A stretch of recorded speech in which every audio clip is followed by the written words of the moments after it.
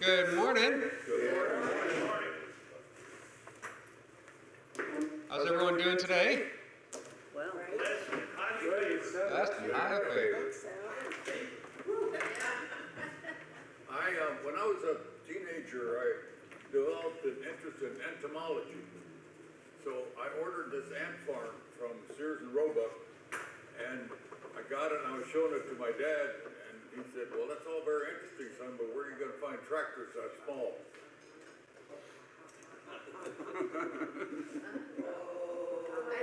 An ant farm. It's an ant farm. It's a farm. Did I say it wrong? no, man. Yes, you opened your mouth. No, you did not say it correctly. It took me a while. Hey, someone has a birthday in 2 days. It's gonna be. Do you remember how the Gettysburg Address starts? Yeah. 7 years. 7 years ago. Just you know, Happy birthday. four years shy of that. 4 years will be my mom. That was also, that's also my mom's birthday. Is it? Happy birthday. Wayne's birthday. 4 It says she's four. I mean the Gettysburg Address. 4 Yeah, 4 years ago, our forefathers brought. Isn't that right? That is embarrassing that he doesn't know that, because I Well, authority he was there. He did go to Iowa State, so you gotta give a little leeway there. Hey, I almost single-handedly repelled Pickett's charge. Anyone have anything to add from the last week? Yes. Yes, ma'am. We had a wonderful celebration of Carl's homegoing this week. And it was a beautiful worship service. And I just wanted to thank everyone for their prayers and their thoughts and their encouraging words that they expressed during all this. Where was it? It was at Boundary Methodist Church, but I guess it's a Methodist church. Where's that? At 290 in Jones Road. Oh, okay. Yeah. It had about 500 to 600 people. Wow. Isn't that wonderful? It was just beautiful. If I get 5 people at mine, that'd be great. No, that would be just family. We're required to be there. All right. Pastor, for yours, I'll invoke some Old Testament traditions, and we'll get paid mourners, okay? Oh, okay, fair enough. I don't know where you're going to pay them from, but, all right, we are at chapter 40, Yeah. and we get to a section here where it is the vision of a new temple. Now, I'm gonna read through, really, it goes more chapters than this, but the temple itself and some of its surrounding structure is chapters 40, 41, and 42. And I think I'm going to read through just all 3 of those straight. And then we'll go back and take a look at some of this. Now, I will tell you, it is not the most exciting of the readings, because it is just a lot of measurements on some of it and where things are going to be. We've encountered some of that before when we heard about the first Solomon's temple and the tabernacle and those types of things in some previous statements. And we will take a look at some of the similarities and some of the differences and why that is. But I'm also going to do something just a little bit different too, in that today I'm going to use a different version of the Bible. I'm going to use the CSB, the Christian Standard Bible. It used to be called the Holman Christian Standard Bible. And the reason I'm doing that is because in most of our translations, they still use things like cubits and a handbreadth and stuff like that. And you can look in the footnotes to see the translation of what that would be in our measurements. The CSB kind of just does that translation for you and puts it in there. So that would just, during our reading, it'll kind of give you more of an image in your head about what the measurements are. And I think that might be helpful. All right. This is going to wear my voice out, which will only help those in church later. We hope so. Yeah. All right. In the 25th year of our exile, at the beginning of the year, on the 10th day of the month of the 14th year after Jerusalem had been captured, and we'll get to that date after we read through all that. On that very day, Yahweh's hand was on me, and he brought me there. In visions of God, he took me to the land of Israel and set me down on a very high mountain. On its southern slope was a structure resembling a city. He brought me there, and I saw a man whose appearance was like bronze. Think on that for a minute on who that might be. And there's different interpretations. With a linen cord and a measuring rod in his hand, he was standing by the city gate. He spoke to me. Son of man, look with your eyes, listen with your ears, and pay attention to everything I am going to show you. For you have been brought here so that I might show it to you. Report everything that you see to the house of Israel. Now there was a wall surrounding the outside of the temple. The measuring rod in the man's hand was 6 units of 21 inches. Each unit was the standard length plus 3 inches. He measured the thickness of the wall structure. It was 10.5 feet, and its height was the same. Then he came to the gate that faced the east and climbed its steps. He measured the threshold of the gate. It was 10.5 feet deep. One threshold was 10.5 feet deep. Each recess was 10.5 feet long and 10.5 feet deep, and there was a space of 8 3/4 feet between the recesses. The inner threshold of the gate on the temple side, next to the gate's portico, was 10.5 feet. Next he measured the gate's portico. It was 14 feet, and its jambs were 3.5 feet. The gate's portico was on the temple side. There were 3 recesses on each side of the east gate, each with the same measurements, and the jambs on each side also had the same measurements. Then he measured the width of the gate's entrance. It was 17.5 feet, while the width of the gate was 22 3/4 feet. There was a barrier of 21 inches in front of the recess on both sides, and the recesses on each side were 10.5 feet square.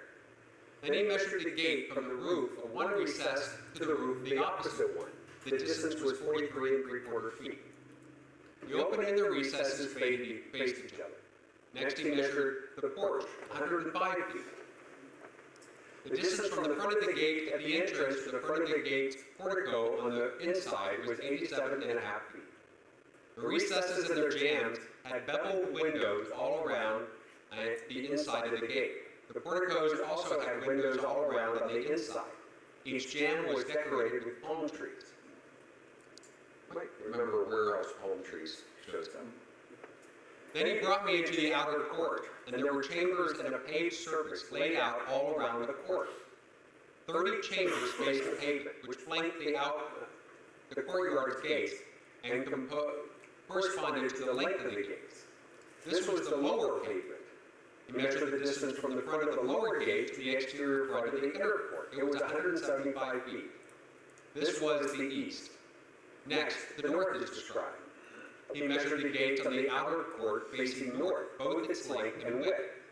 Its 3 recesses on each side, its jambs, its portico, had the same measurements as the first gate, 87.5 feet long and 43 3/4 feet wide. Its windows, portico, and palm trees had the same measurements as those of the gates that faced east. 7 steps led up to the gate, and its portico was ahead of them. The inner court had a gate facing the north gate, like the one on the east. He measured the distance from gate to gate. It was 175 feet.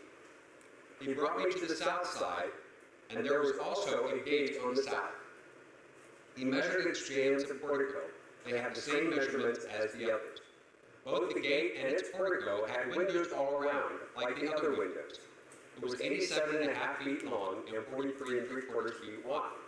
Its stairway had 7 steps, and its portico was ahead of them. It had palm trees on its jambs, one on each side.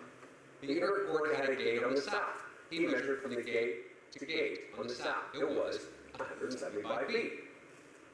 Then he brought me to the inner court through the south gate. When he measured the south gate, it had the same measurements as the others. Its recesses, jambs, and portico had the same measurements as the others. Both it and its portico had windows all around. It was 87.5 feet long and 43 3/4 feet wide. There were porticos all around, 43 3/4 feet long and 8 3/4 feet wide. Its portico faced the outer court and its jambs were decorated with palm trees. Its stairway had 8 steps. Then he brought me to the inner court on the east side, and he measured the gate. It had the same measurements as the others. Its recesses, jambs, and portico had the same measurements as the others. Both it and its portico had windows all around. It was 87.5 feet long and 43 3/4 feet wide. Its portico faced the outer court and its jambs were decorated with palm trees on each side. The stairway had 8 steps. Then he brought me to the north gate. When he measured it, it had the same measurements as the others, as did its recesses, jambs, and portico. It also had windows all around. It was 87.5 feet long and 43 3/4 feet wide. Its portico faced the outer court, and its jambs were decorated with palm trees on each side. Its stairway had 8 steps. There was a chamber whose door opened to the gate's portico. The burnt offering was to be washed there. Inside the gate's portico, there were 2 tables on each side, on which the slaughter of the burnt offering, sin offering, and guilt offering. Outside, as one approaches the entrance of the north gate, there were 2 tables on one side and 2 tables on the other side of the gate's portico. So there were 4 tables inside the gate and 4 outside, 8 tables in all, in which the slaughtering was to be done. There were also 4 tables of cut stone for the burnt offering, each 31.5 inches long, 31.5 inches wide, and 21 inches high. The utensils used to slaughter the burnt offerings and the other sacrifices were placed on them. There were 3-inch hooks fastened all around the inside of the room, and the flesh of the offering was to be laid on the tables. Outside the inner gate, within the inner court, there were chambers for the singers, one beside the north gate facing south, and another beside the south gate facing north. The man said to me, "This chamber that faces south is for the priests who keep charge of the temple. The chamber that faces north is for the priests who are in charge of the altar. These are for the sons of Zadok, the ones from the sons of Levi who may approach Yahweh to serve him." Next he measured the court. It was square, 175 feet long, 175 feet wide. The altar was in front of the temple. Then he brought me to the portico of the temple and measured the jambs of the portico. They were 8 3/4 feet thick on each side. The width of the gate was 24.5 feet, and the side walls of the gate were 5 1/4 feet wide on each side. The portico was 35 feet across and 21 feet deep, and 10 steps led up to it. There were pillars by the jambs, one on each side. I wish we had a picture to look at while you're, Yeah, I know. And it's hard to picture, where, and we'll take a look at some. It was doing well for a while, and then it got. Yeah, and then I know. But we're gonna make it through. Okay. Next, he brought me into the great hall and measured the jambs. On each side, the width of the jamb was 10.5 feet. The width of the entrance was 17.5 feet, and the side walls of the entrance were 8 3/4 feet wide on each side. He also measured the length of the great hall, 70 feet, and the width, 35 feet. He went inside the next room and measured the jambs at the entrance. They were 3.5 feet wide. The entrance was 10.5 feet wide, and the width of the entrance side walls on each side was 12 1/4 feet. He then measured the length of the room adjacent to the great hall, 35 feet, and the width 35 feet. He said to me, "This is the most holy place," or the Holy of Holies. Then he measured the wall of the temple. It was 10.5 feet thick. The width of the side rooms all around the temple was 7 feet. The side rooms were arranged one above another in 3 stories of 30 rooms each, so 90 rooms. There were ledges on the wall of the temple all around to serve as support for the side rooms, but the supports would not be in the temple wall itself. The side rooms surrounding the temple widened at each successive story, so the structure surrounding the temple went up by stages. This was the reason for the temple's broadness at its rows. And so, one would go up from the lowest story to the highest by means of a middle one. I saw that the temple had a raised platform surrounding it. Its foundation of the side room was 10.5 feet high. The thickness of the outer wall of the side room was 8 3/4 feet. The free space between the side rooms of the temple and the outer chambers was 35 feet wide all around the temple. The side rooms opened into the free space. one entrance toward the north and another to the south. The areas of free space was 8 3/4 feet wide all around. Now the building that faced the temple yard toward the west was 122.5 feet wide.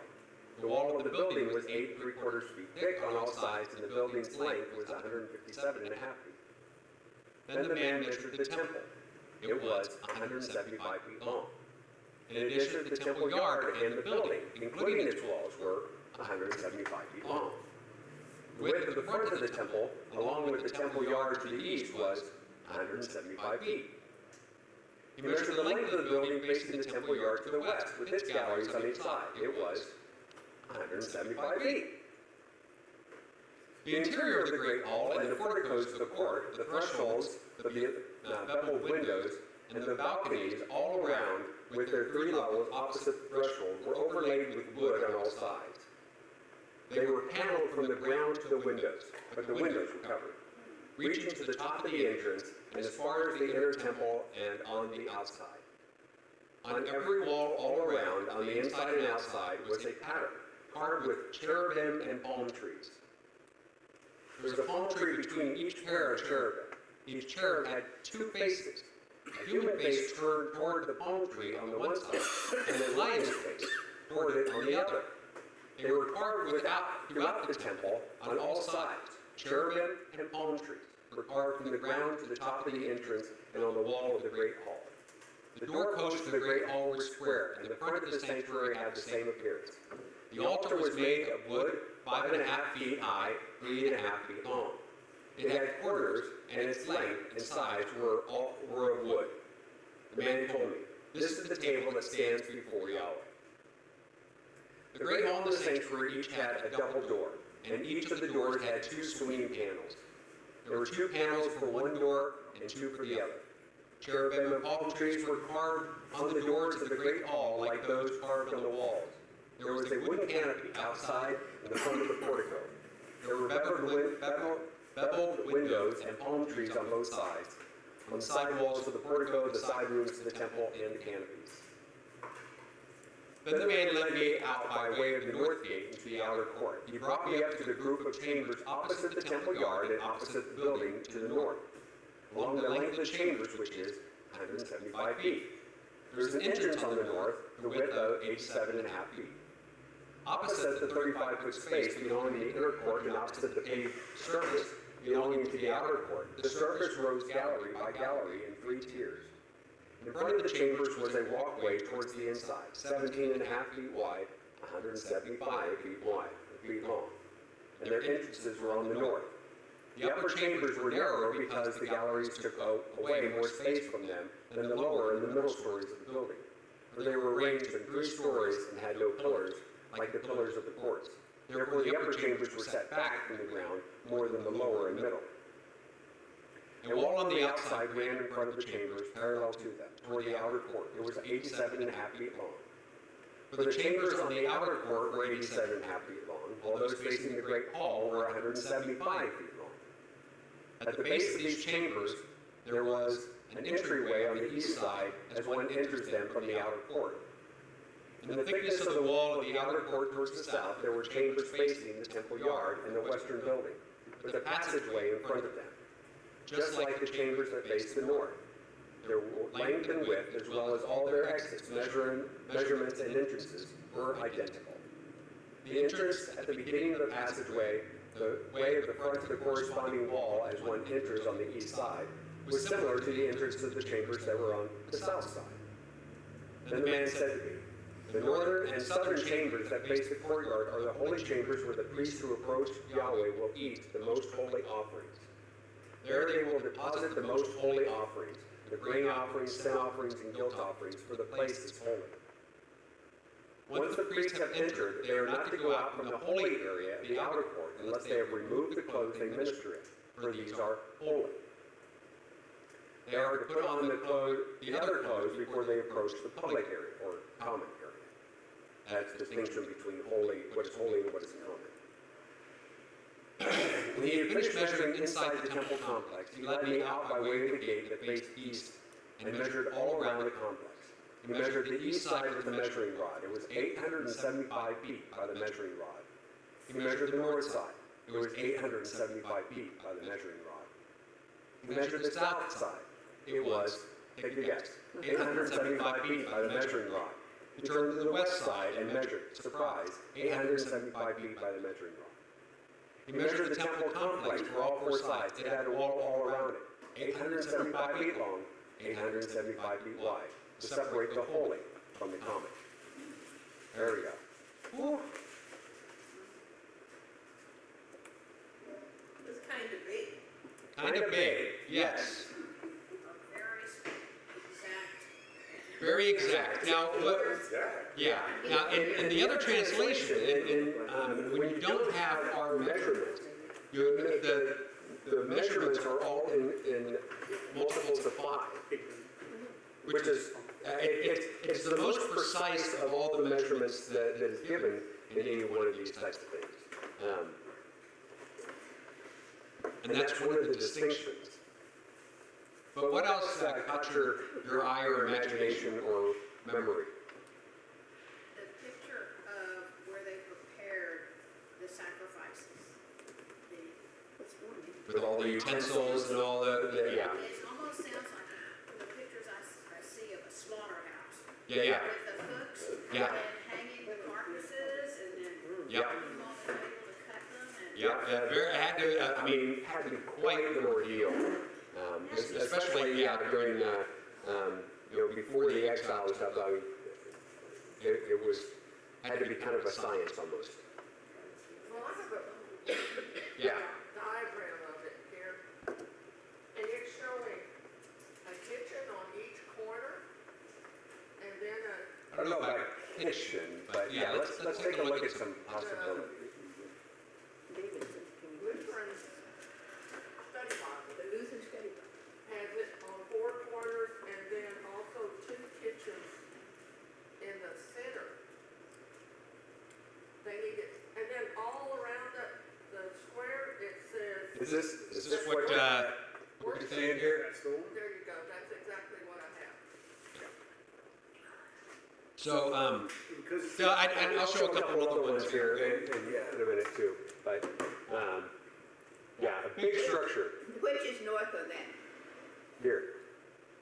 You see the north gate? Now, when it says. Yeah, and that's the direction. The temple was always facing east. The tabernacle faced east. Solomon's temple faced east. Herod's temple faced east. This temple's facing east. And that's going to come in. You'll see why that's important when we see the next couple of chapters. But don't look ahead. All right. So there's. Why were there so many little worship areas all the way around? Because all those little squares are worship areas. Well, okay, don't take any of the things as absolute. We're trying to read into some things where some of the pieces are missing that we don't have information. So some of these are best guesses.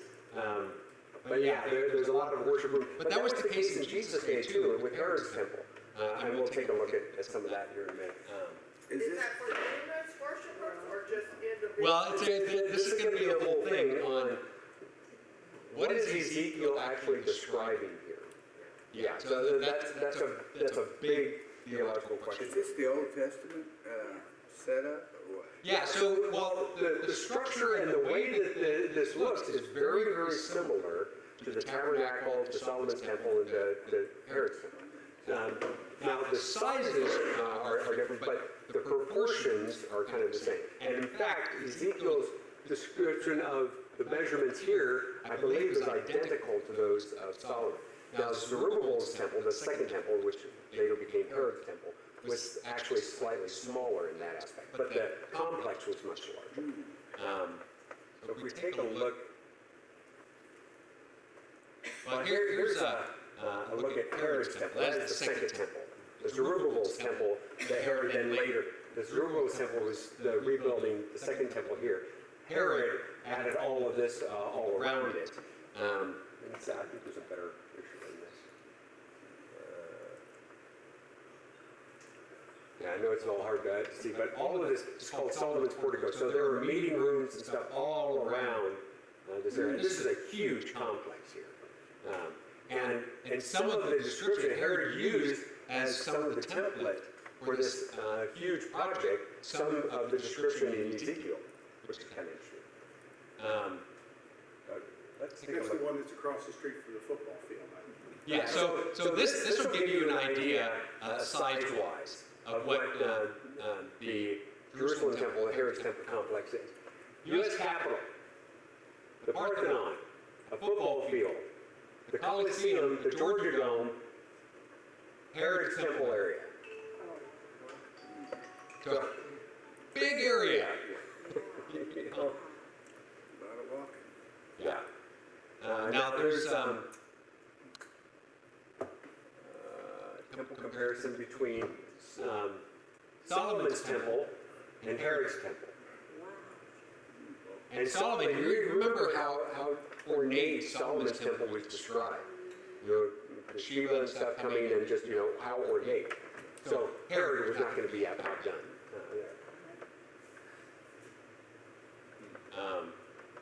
But would it have been common for, as people started to build upon these things like Herod did, that they would be used outside purely religious ceremony for more political reasons? Sure. Yes. Yes. So then it was Herod's temple that the Romans destroyed in Yes. 70 AD? Yes, correct. So here's a little bit more on Ezekiel's temple, but how high all of these entrance sides are. So this is the east gate, north gate, south gate, and there's no gate on the west. But these are those meeting rooms that Patsy, that they were suggesting all around. Now, some of the ones that are saying, you know, that there were the ones facing the south were for the priests who were in charge of the altar, or these ones were the altar, I don't remember which. But on one side was for priests that had charge of one thing, and the other side was for priests that had charge of another thing. Well, all of them around the outside, the 3-story. Yeah, see, and this doesn't really show some of the 3 stories aspect of that, which is interesting. I don't know why. But yeah, I mean, so you're talking 30 rooms per level, and there were 3 levels. And the way it described it is they kind of taper, probably for structural integrity, a lot easier that way than putting columns. Not that they couldn't do that, but it's just they didn't. And then they had that little stream of water running in. And that's, I think that comes up later, because I don't remember seeing any description in the chapter that we just read.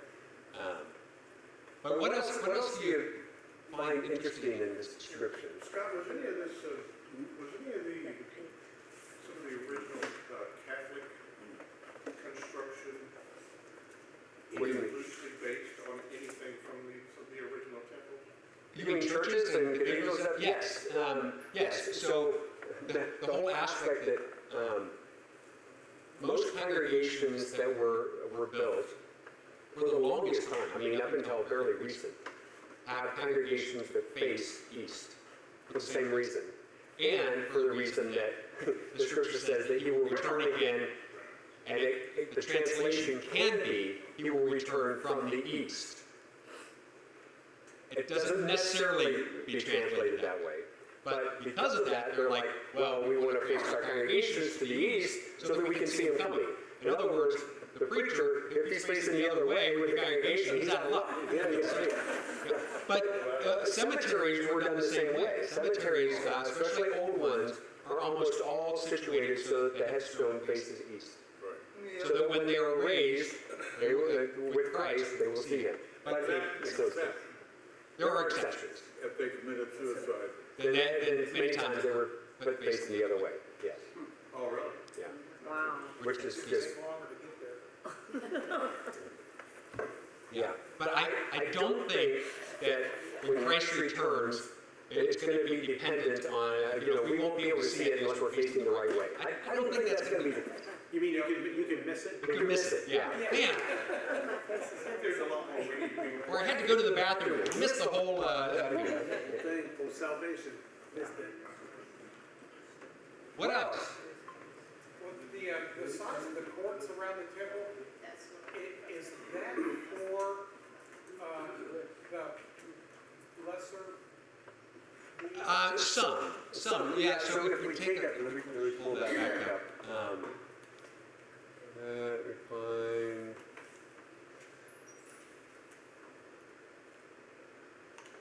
So, in a lot of these areas, different places, they'd have meeting rooms and stuff like that. So Jesus many times would meet and talk with people in some of these rooms. Now, there are some places like, there's a court for the Gentiles, there's a women's court, and you saw these aspects, and you see it most prominently with the description of the Holy of Holies, or the holiest place. That as you approach the center, that's the most holy. Outside is the holy place. Outside of that is the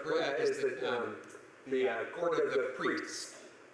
Outside of that, for Levites. Outside of that, the men. Outside of that, the women. Outside of that, the Gentiles. So the idea was, as you get closer to the Holy of Holies, you're increasing holiness, you're increasing righteousness, you're increasing all of those things. So you're narrowing things down as you're going up.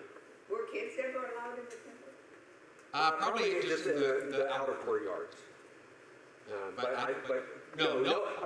no one was like in the priestly area and in the holy place, unless you were a Levite or a priest, you weren't allowed in there. And of course, the only one allowed in the Holy of Holies, the holiest place, was the high priest on Yom Kippur, just that day. And so many times what they do is they tie a rope around his ankle, and because if you touch the ark, so if no one else is allowed to go in and get the body, you have to have a way to get the body out, just in case. Where does it say that? Yeah, see, it doesn't say that anywhere. It doesn't say that you need that, but that's something that came up. But they also, I've heard, don't need that anymore, where to actually clean in the area and stuff, they would, I gotta go back to that. They would have places where they could lower on scaffolding and stuff people down into the Holy of Holies. If you weren't touching the floor, you weren't considered as a part of the entry. Say that again? So if you could be lowered in and not touch the floor, you didn't really enter the place. So to clean or any maintenance and stuff. Now, I've only seen that in some 3D walkthroughs and heard that from some Jews. I don't know if that's true. That makes me feel a lot better than God's up for technicalities. Yeah. I was just hearing the other day that there has to be there had to be a rethink, because there was a Jewish astronaut. And how do you practice Shabbat? How do you practice Sabbath? When you're dealing sun up and sundown so many times. How would you do that? Like every few hours, you'd have to, not do anything. Stop all your, so they had to kind of work with that. And it's like, well, that's when getting in trouble for the letter instead of the spirit is a problem. Scott, did you say that the men and women were in the temple separately? Yes, there were separate courtyards for each. Yeah, because just like at the Wailing Wall, Yeah. the men are separated from the women by like curtains. There's still Christian congregations that still do that. Some with curtains, or some on sides. Yeah. Yeah. The reason And some people refer to that as the good old days. I was in Arizona with a lot of different Native American tribes out there, and there are a considerable amount of Native American tribes that believe that men and women are of a different spirit. Well, I mean, they certainly are different. Women compare. Contrary to what our modern society and culture would say. So they wouldn't, there were certain ceremonies that they would not allow the women, or the women, they would each have their own types of the same ceremony. It wasn't necessarily the same thing, but I thought that was pretty interesting. Well, I That it know is in also- Revelation, the men are there a half an hour before the That way there could be 30 minutes of silence. Oy vey, oy vey. Anyway, so let's get We can to give you 30 minutes aside. cherubim and the palms. Those were in the temple, the previous temple. There were palm trees and stuff. I don't remember if it was on all the walls, but the description of the cherubim is different. No, never are they the chubby little guy. Never. But the cherubim that is described here as having 2 heads, that's not the description of the cherubim that he has earlier in Ezekiel. Remember when he was transported over early in Ezekiel, and he describes the cherubim, and he's told that they're cherubim. So we know that that's what they are, and they have different heads and stuff. So that's interesting. Where else do we see cherubim in relating to the temple stuff? Ark of the Covenant, right? With the outstretched wings. The outstretched wings covering. That's a footstool. You know, so cherubim play a huge role in the holy things of God. It mentions, Yeah. it mentions beveled windows. Yeah. Okay, first of all, is it actual glass windows? No, I wouldn't think so. I would think it would just be like, you know, if you had, the way I would picture it, you have a square, and on the outside it kind of, kind of doubles out. Glass is something that we know today was only coming about in Caesar's time. And even then it was more for drinking ware, not for panes of. Yeah. When we think windows, it's more like a shuttered window. Yeah, a portal. You'll see through. So I was looking at some of my stuff on comparing some of the tabernacle and the temples that are there.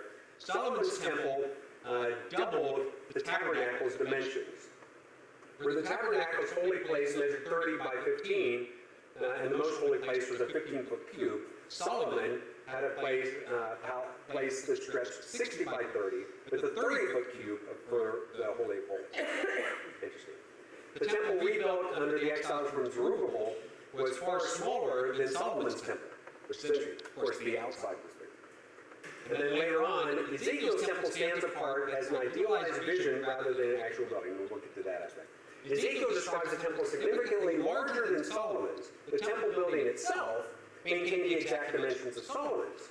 A 20 cubic square sanctuary with a 20 by 40 chamber surrounding by 10 cubic cells, making the whole structure 40 by 80. However, the outer court measured 500 reeds on each side, with each reed equaling approximately 10 foot 6 inches, making the total area considerably more than the whole city of Jerusalem. So Ezekiel's temple court was much larger, even though the temple itself was the same dimensions as Solomon's. There's other things that are interesting about this, is not just the precision that this one has, but that it is on a place that there's no way it could have been built in Jerusalem because of the terrain. Solomon's and others had to deal with some hilly terrain and stuff and had to accommodate for some of that. This, it's like it's a very flat, very perfect area that doesn't exist in Jerusalem. Isn't it amazing that God did all this precision and we see all this and it's never built? Yeah, well, we're going to get to that. We're going to get to that. That's where some of this is going to get. All right, yeah. But now let's get to some of the very, very beginning here on back on the date.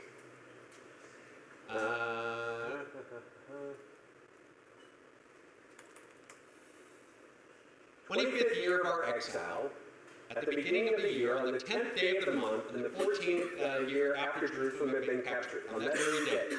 All right. Does anyone have interesting notes in your study Bibles on that? Well, that's the day of the preparation of the Passover. The selection of the lamb for Passover. The selection of the lamb was to be done on that day. That was the exact. So that's interesting. It's also halfway between the years of Jubilee. So 25, and it's right halfway. In other words, there's a lot of this that points toward liberation, that points toward festival. A lot of this aspect signals divine liberation, release, approach from restoration. So there's a lot of that that's built into just the date. But the selection of the lamb, I find the most fascinating. That's the date of that. And yeah, so why would that be significant? Yeah. When did the Jubilee start? I don't know. I don't know.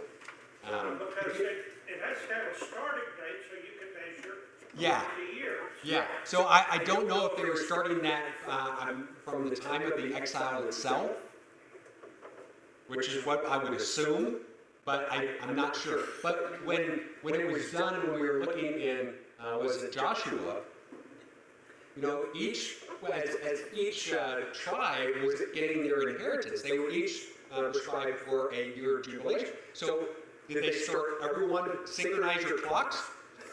Or did each, as they took possession of their land, have their own tribe and area, have their own dates of jubilation? I don't know. I've wondered that. Yeah, so That's where committee meetings got started. that's where committee meetings. There you go. There you go. Yeah. So who else is described as ones of bronze? Who was that? Okay, yeah, you started out with who's this guy? So Who's this guy? Who is this guy? in Daniel and Revelation. Daniel in Revelation. Yes. There's feet and hands of bronze, holding a gold staff, a guide, a surveyor, a measurer. Right. And so you know, and even earlier in Ezekiel 1 talks about one of bronze and taking it. So it's some holy figure. There's kind of some leaning into this is pre-incarnate Christ, and others say no, just a very exalted messenger. Don't read too much into it. It's so go to the background. Yeah. Why not lean into the pre-incarnate Christ? Why are some? Yeah, and you know, you asked that, and as I was reading some of the chapters, there were something. Gosh, I can't remember what, but there were some of the statements that were made where it's like, that's not the way the Holy One would speak, or that's not a question that Yahweh would ask. Or, even as I was reading it, I was thinking that. But is a pre-incarnate Christ required to read off a script? Well, only insofar as he is in obedience to the Father and does it out of humility. Okay.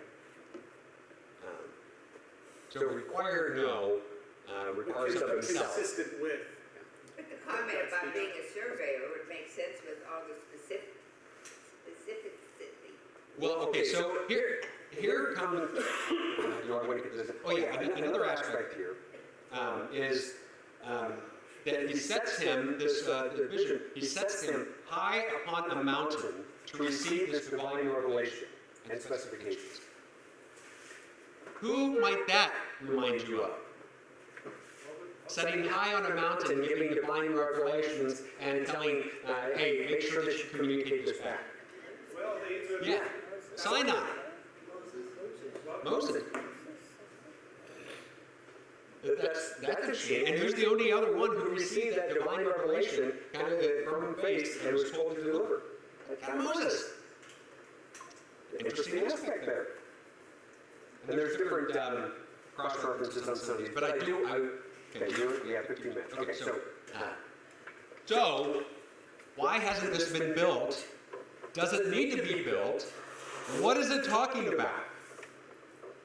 And let me tell you, there's not consensus on this.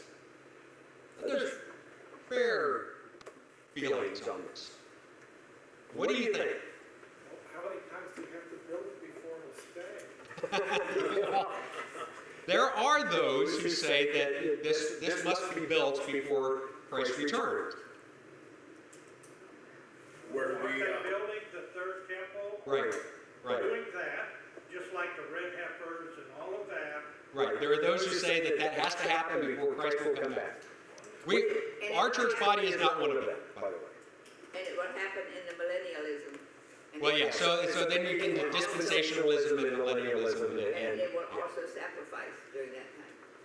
yeah, and and see, and that's a part of it where I'm like, okay, you were way off the rails here when you're talking about sacrifice. Why? Because Jesus is the only. Yeah, he was once for all. It was never, that sacrificial system has been done away with. It all pointed to the coming of Christ, whose sacrifice was once and that's it.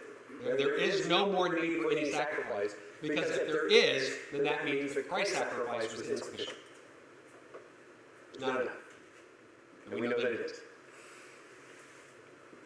Okay, so keep thinking that. So is this talking about a physical temple to be built? And if so, then why hasn't it happened? Yeah. Or yet? All right, so think New Testament. Think as New Testament folks. What? Well, it talks about the tables for the slaughter. Uh-huh. And we know that Jesus was the lamb slaughtered Uh-huh. once for all. Uh-huh. Never to be done again. It did, because it was once forever. Yeah, and by the way, we got into this a little bit in, what was it, chapter 12, 13, or was it 17, 18? When the glory of the Lord left the temple towards the east. Hey, by the way, where was Christ crucified? East of the city. Hey, who is in Revelation at the New Jerusalem describe the temple? Is there one? There is not in Revelation, because the Lamb is the temple. Hey, how might that relate to this? Who is the temple? Well, we are, by extension, and being united with Christ, who is the temple. And, by the way, when you get exact and perfect measurements, who was perfect? Hey!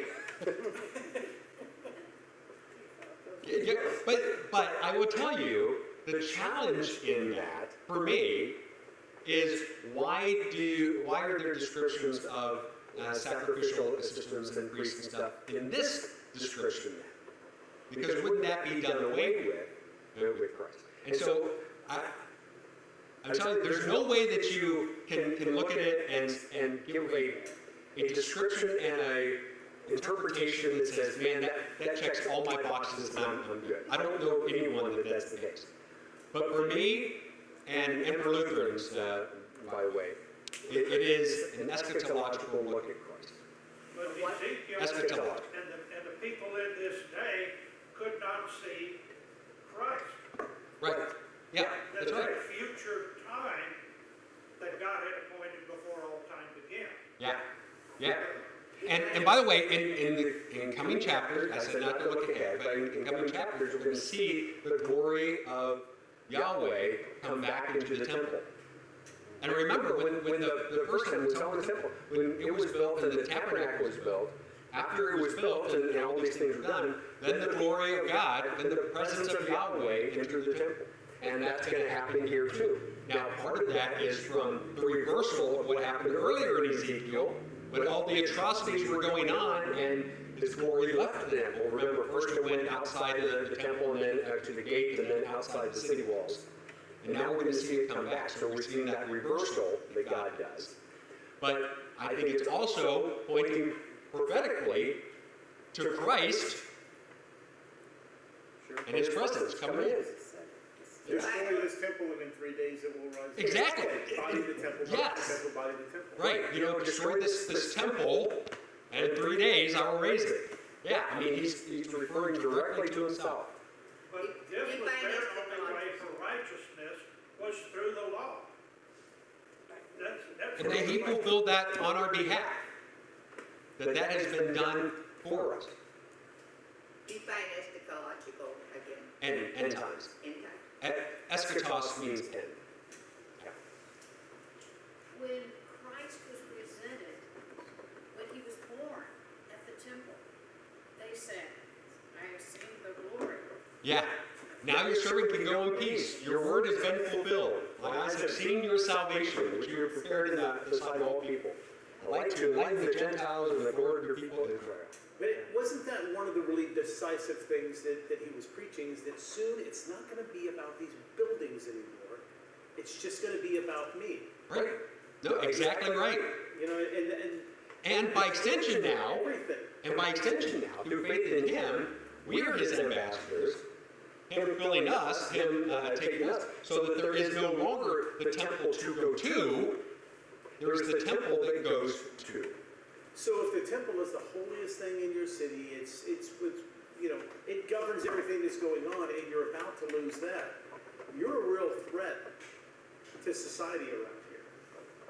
You know, one of the reasons why he needed to be done away with in the eyes of the Jewish community. Yeah, well, yeah, because they always got mixed up the aspect of the temple is the dwelling place of Yahweh, and saw it as their good luck charm, their security, rather than their God. So why was this written in Ezekiel? Well, I think it's to show the prophecy of one who was going to come. It is messianic in that aspect, but also to set the stage for the reversal that's coming of the glory of the Lord coming back. It's a redemption. It's where his judgment and all of that has taken place now. The exile, there's going to be a return. There's going to be God's mercy now, showing the glory of God coming back amongst his people. So it serves the dual function in that aspect. One of my footnotes also says the specificity. I can't say The what? Specificity. Specificity? That one. That it also shows that God is in the very details of our lives. Yeah. And it's that he is in control of everything, and every measurement, everything being so specific is. Yeah, I think that's true. Yeah, for me the challenge is for a spiritual description of Christ. There is a lot of detail on how does that detail of the different porticos and everything else, how does that relate specifically to Christ? And I don't know. I don't know how.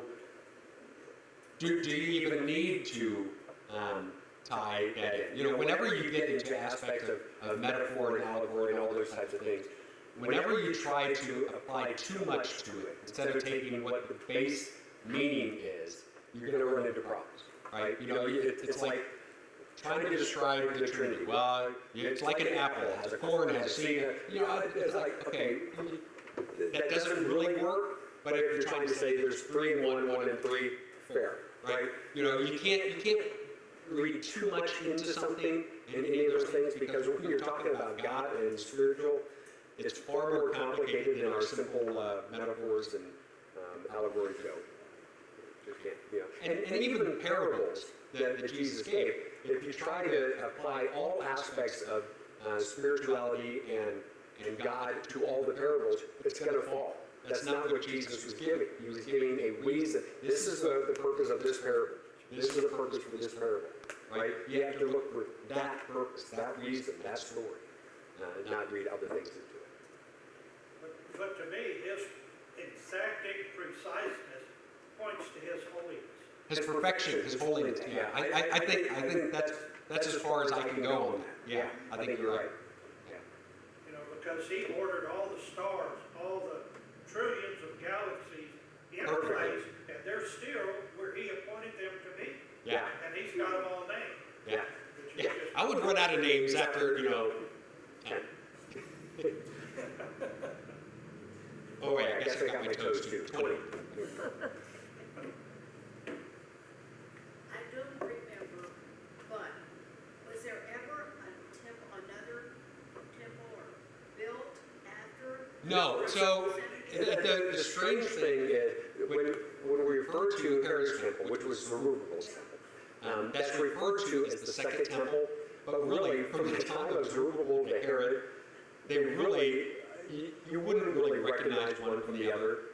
All intent and purposes, Herod's temple was really kind of a third temple, but it's always referred to as the second temple, because the structure itself was left. but it's kind of like tearing a house down to the studs and doing something completely different. You know, it might technically be the same house, but you know, it looks very different. So Herod's temple is still considered the second temple, and there hasn't been. There have been people who want to build a third temple. Part of the problem is, you know, some of the area that that would be in is Muslim controlled. Is what? Muslim controlled. So what's in Jerusalem now? People. Well, I don't know what. As far as the temple is concerned. Isn't the Dome of the Rock is in the middle of that, isn't it? It's a mosque, yeah, and that's right around where the temple would be. So, But wasn't that created over the Holy of Holies? yeah, I don't know if it was specifically Holy Oak, but I think around the temple itself. I don't know. You probably know because you've been there. I know, but yeah. So you wouldn't be able to do it without a lot of fighting and consternation and loss of blood. But you see the Wailing Wall, and you know, we've had several of our members here had gone to Jerusalem on a tour, and they go to the Wailing Wall. What is it? Well, yeah. So The closest that the Jews can get to the Holy of Holies. right, yeah, to the structure that was there. How did they? Okay, so I believe. Wall or Wailing Wall. So that's Yeah, I think it's this wall, the part of the wall that's at the, you can't see it because I'm pointing at the top, but it would be at the base of that wall. I think it's on the western side there. So that's a remnant A of. remnant of the outer area. I don't even think it's a part of the Temple Mount itself. But I'm not sure. I really haven't looked into that. But that was, and I think it was. The wall of the Temple Mount area. Yeah, but I don't know if it was of this area itself that was where the temple itself was, or part of the outer wall. I think it's a part of the lower outer wall that runs along here. Because it's not part of the original temple wall, it was part of a retaining wall. Yeah, so that would have been a part of this whole structure. So it would have kind of looked like here, like this, because I think a lot of it was below. They didn't find some of that until later. It had been buried over. So it would have been this lower part, but I think it's on the western side. It's a retaining wall for the foundation on which the temple was built. Yeah, but again, is it from where the temple was built, or just a part of the temple courtyard? And I don't know.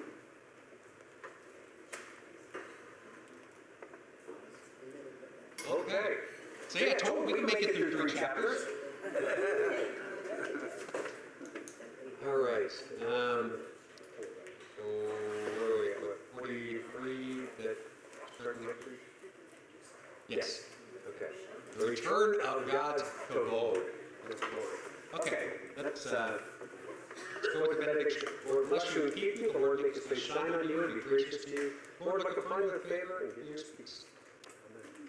God bless. Have a good week.